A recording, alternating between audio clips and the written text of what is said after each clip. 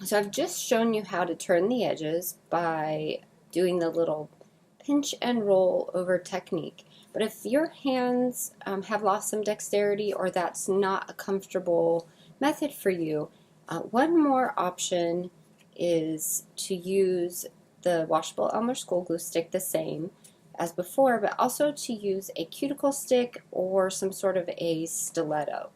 And you would just put the glue right along the edge of your piece again, just like that. And then using the flat end of the cuticle stick, or you could use the pointy end as well, but I like the flat end. You, on a flat surface, you would just roll over. You can feel with the edge of that cuticle stick when your fabric rolls over and bumps up against the edge of that foundation. Do need to be careful that you don't accidentally fold over the foundation as well, because you can't feel it with your fingers. You're just using the stick. It's easy to kind of push that over. So then go back and just make sure everything is laying flat. I like to use the tip of the cuticle stick for that kind of a thing.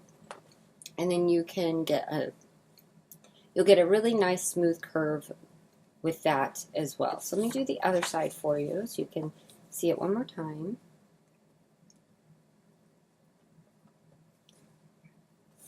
This is a great option when you have any issues with your hands at all, any tingling or numbing, and it's just hard to kind of do that fine motor skill. It's also really great to do for small pieces like tiny circles. So again, I'll kind of start below the point and go up to the point. I do double check this with my fingers. There's nothing like being able to actually feel it. So I want to make sure that is where it belongs. Anytime you get a little fold over, just use your stick to help you get it back in place. And I'm going very lightly around, and it looks pretty quick, but when you're lighter about it and not pushing it, it will naturally just go right up against that foundation and turn over without pulling the edge of the foundation over, so you still get a really nice smooth curve. Double check your points, make sure that they folded over nicely, and they sure did. And then you're ready to heat set.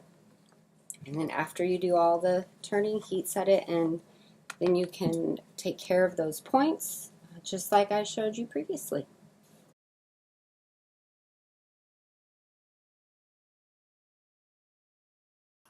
Next, we're going to cut our background fabric and get it ready for our applique pieces. To prep your background fabric, give it a starching once to twice on each side. That will give it some stability and will make it a lot easier for applying the applique pieces as well as sewing them down.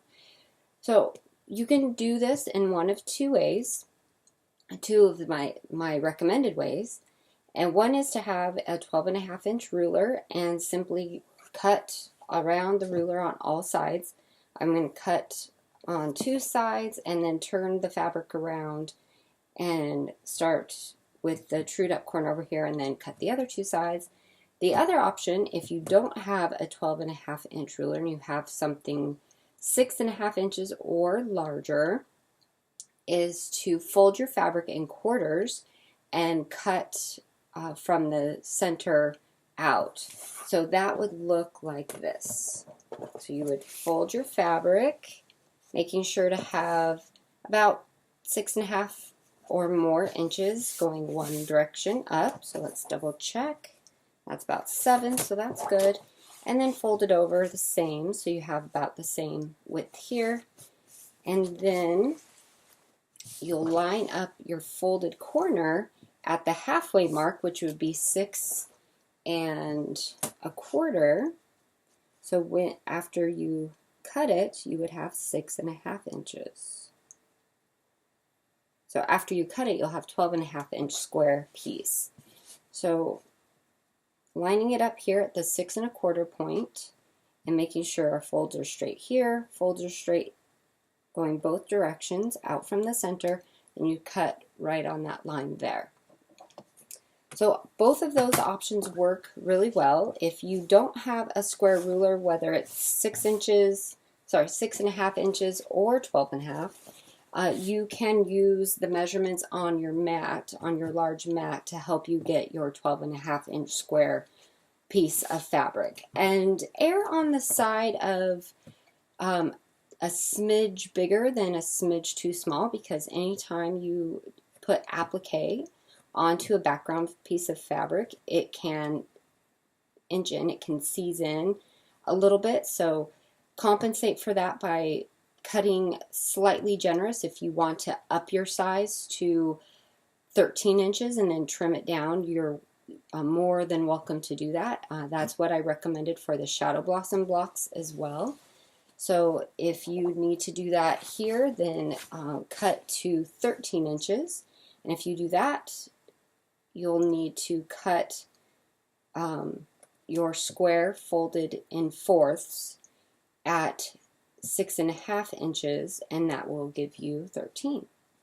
So I'm going to go ahead and just use my 12.5 inch ruler and cut one side here. Then I'm going to cut the top. Double check that I got that corner. And that is ready to turn around.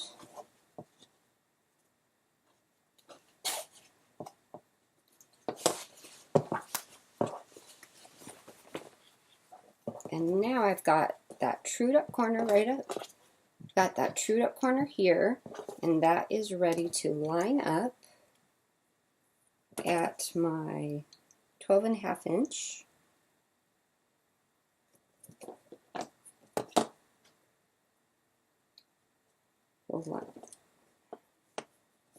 Okay, edit this. I'm straightening up my corner, so just edit this out. I didn't get that corner cut very nicely.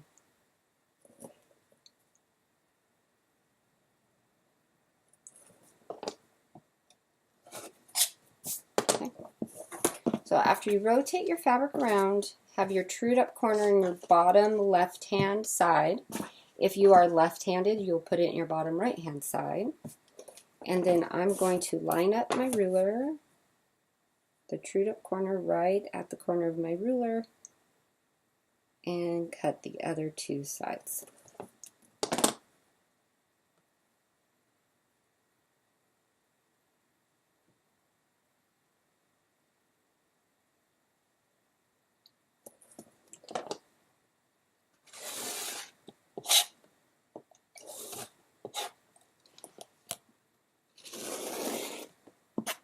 Okay, and now this is all ready for my applique process.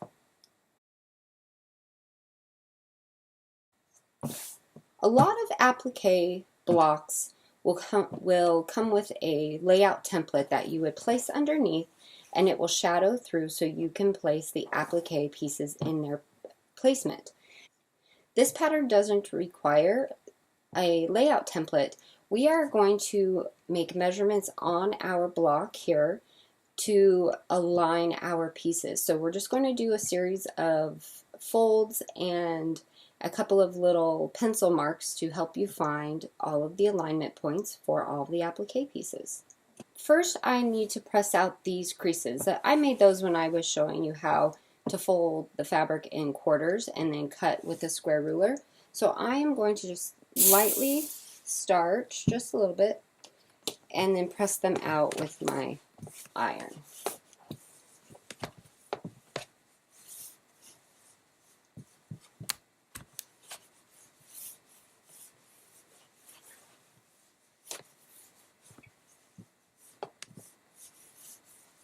So now I can start with a flat surface.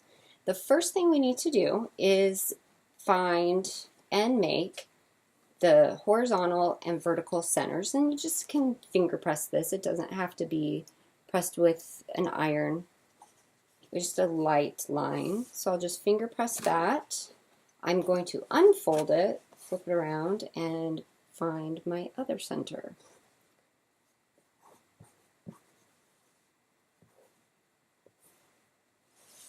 Now, if you cut your piece 12.5 inches, it's going to be really important that you're as accurate as possible with these alignment marks.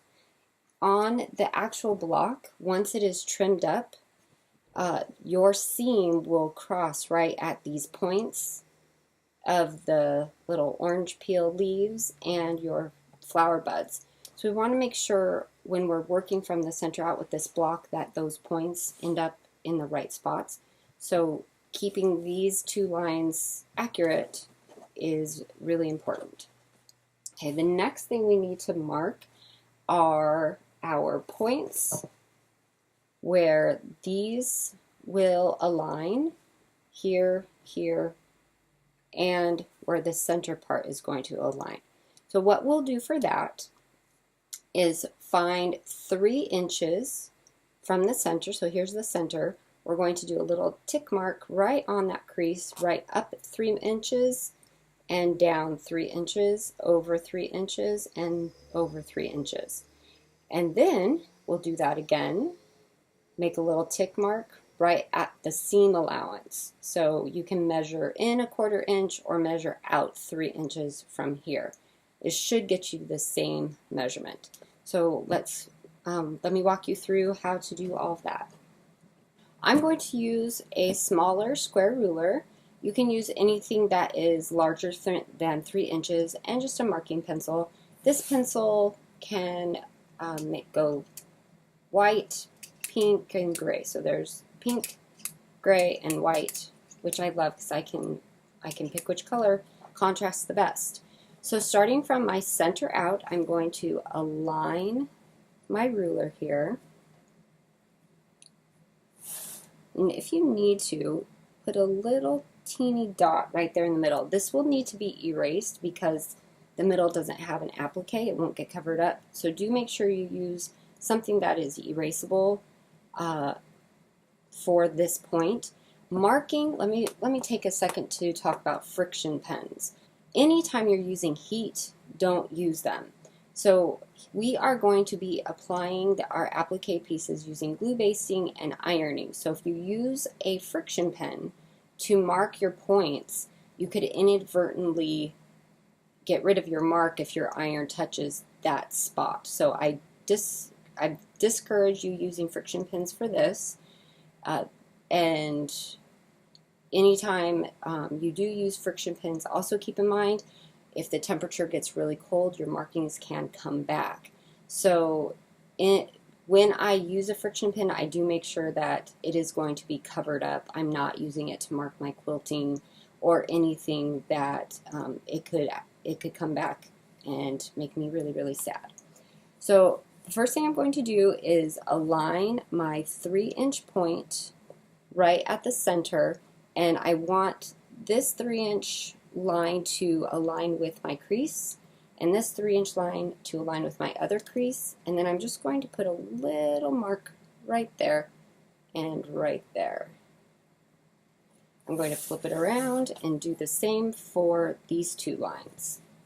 So if you just flip it the corner, so here's what I did.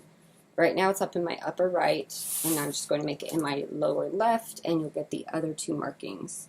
So again, line up that 3-inch intersecting point of your square ruler right at the center, and then align the projecting lines at 3 inches on the crease on your left and in the bottom. And then put a little dot and a little dot. If you have a 6-inch ruler that is exactly 6 inches, not 6.5, you can mark all of these at once. I don't have one of those, so this is how I need to do it. Next, we're going to mark that next 3-inch line up here and over here. So that is going to be aligning that center point at 6 inches and then allowing the 6-inch line to project through the crease and then through to this crease. Now we're going to use 2 measurements on this spot. We're going to mark at the 6-inch, which is going to be right on your crease, and then hop over to your 3-inch, and you're going to mark that. On the other side, do the same. Mark your 6-inch just with a little dot, and your 3-inch. This 3-inch one is very important because one of the orange peel leaves will bump up right up to that point. So it's really important that you have both of those. So that part is done, and then I'm going to flip it around, and I do need to do this for each quadrant. So I'm going to flip it around, lining up that center point again, making sure my 6-inch projects over and down, and right on the crease I'm going to mark my dot. There's already a dot there, and then I'm going to do it at 3 inches again and 3 inches again, and just continue around until you have all of those marked.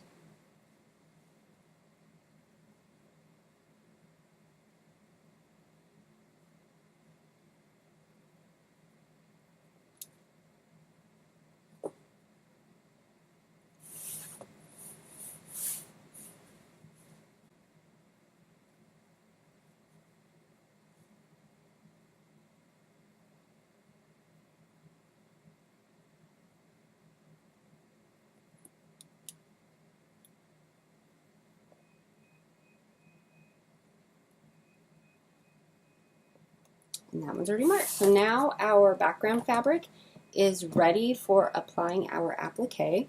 I'm going to go ahead and erase that center point because I don't need it. And it's ready to get started. All of my applique pieces are ready to apply to the background fabric. We've got background fabric marked with our little registration points. So this will be really quick and simple. So the way that this gets laid out, piece A is first. It is piece A, and these can be put on any of the sides that you prefer.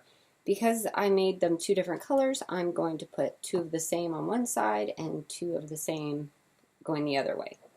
Then the lightest I'm going to choose to put right here. So I'm just laying them out just to make sure I'm happy with everything. The second lightest, I'm going to kind of follow that side around and place it here. And then the third lightest, I'm going to set next to the lightest. And then the fourth, I'm going to set here. That way I get a nice contrast, but they don't look exactly the same. And then the 2 darkest will go in the middle. And you can kind of decide where you want to place them, what you like best. And I'm going to kind of do something like this. So this is the gist, the layout that I'm going for. I'll move these guys out of the way and start with the center and work out. So I got a little overzealous and started putting my centerpieces on before I put my red flower buds. So I lifted them off because it was just glued and not heat set yet. And then I'll just place them, put a little bit more glue and place them back in their place. So the first piece you do need to put on are the red flower buds because they go underneath your green-orange peels. So we'll start with those first. With this one, you only need to glue on that turned edge. You can put a little bit of glue down here if you want to, but this area will be anchored by the orange peels. So we want to align this point right at that point at that 1/4 inch mark, and then extend the point down and make sure that this point of the applique foundation is right on the crease. That way you know it's centered. And you'll repeat that for all 4 of your applique flower buds. So again, if you want to do a little bit down here, you can. And align this right at that point. I'm putting it right below the point because I know I drew the point or marked it on the outside of the ruler. So if you align it just on the underneath point, it'll be at more of the exact 12.5 inch or the 12-inch spot. Okay, and then the other.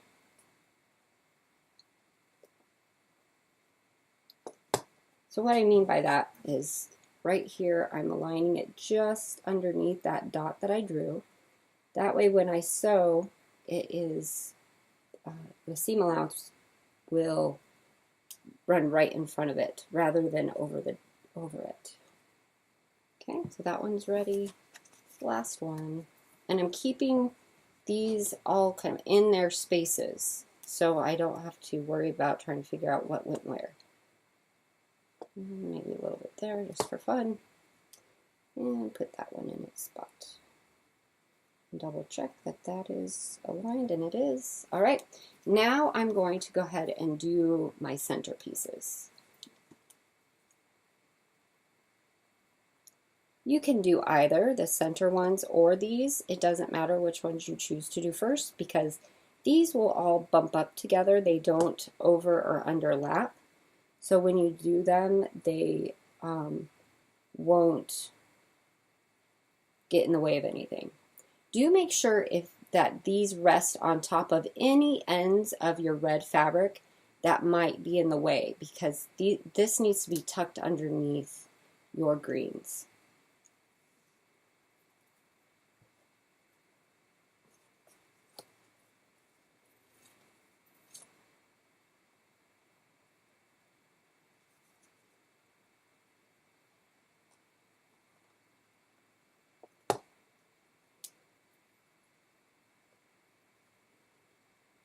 And then just lift it up, or you could trim away that extra red if you aren't sure where your point is that you're trying to match it up with.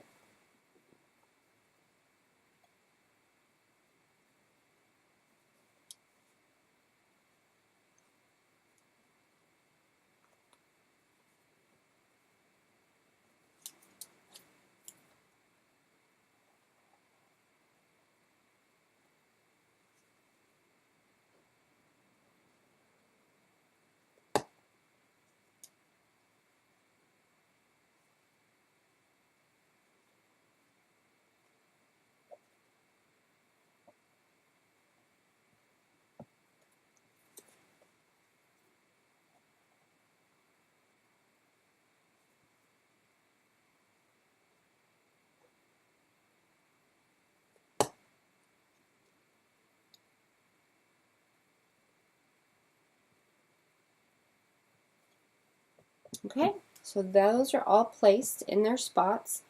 We have our ends that kind of bump up together here, so when you are using those points to align, these are just going to bump up and be right next to each other, nice and snug. Now we are ready to put on our outer orange peels. We'll heat set all of this after we get everything placed. That way if you do make any mistakes or you want to move colors around, you can without causing too much of an issue. Now, our point is gone right here, but this bumps up to that point and then comes up to that little dot and overlaps our red. So it'll look just like this.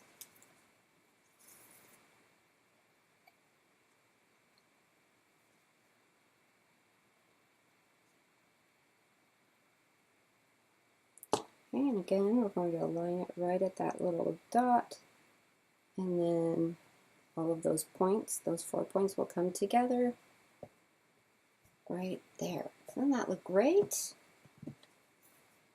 Okay, we'll just keep moving around. Now, as I'm putting the glue on, you've probably noticed, but I'll point it out to you. I am resting my hands on my board.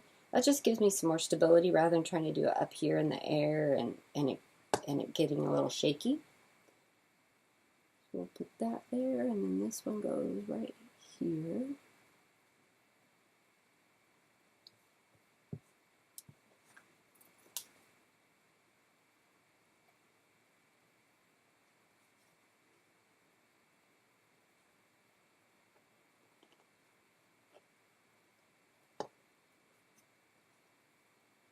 That bumps up and reaches that point there. Almost there. This is also something that I really enjoy doing when I'm just sitting kind of hanging out with my husband. after the kids go to bed, because it doesn't require me to have a machine set up. I can have a little pressing station or workstation just at my lap or at a TV tray, and I don't have to have a whole bunch of cutting tools and machine set up, and I'll sew it. Then I can sew it whenever I'm ready, because it's all glue basted. Everything is heat set. It's not going to go anywhere. And then it'll just be ready for me whether I want to sew it by machine or by hand. All right, last two.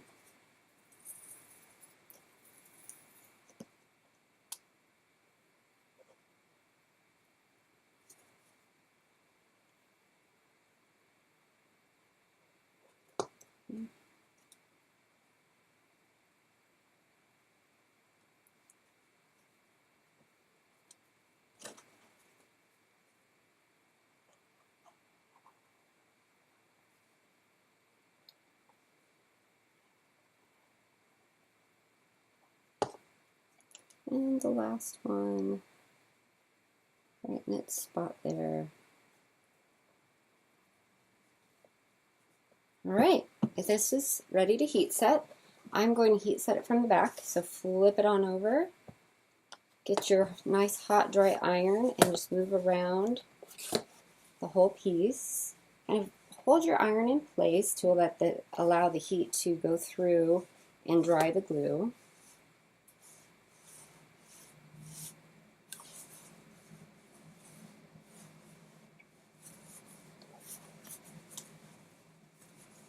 And now it's ready to sew. Next up, I'll show you my machine setup and how we can sew all of these orange peel pieces without stopping or starting in one continuous stitch. And then we will need a stop and start for the flower buds. And I'll also show you how to manage the ends and get this done really nice and easily for you.